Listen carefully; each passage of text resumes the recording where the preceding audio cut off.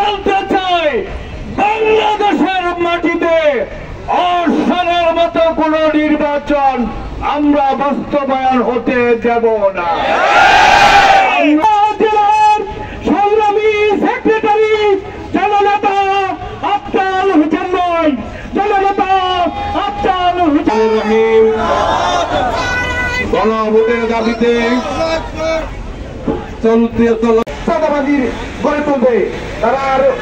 তারাই আলু পেঁয়াজ বিভিন্ন পণ্যের দাম বাড়িয়ে দিবে কৃত্রিম ভাবে। তাই আমরা অভিযান করব।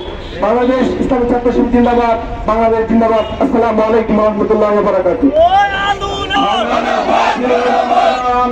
বক্তব্য রাখছেন জনাব অ্যাডভোকেট শহীদুল ইসলাম।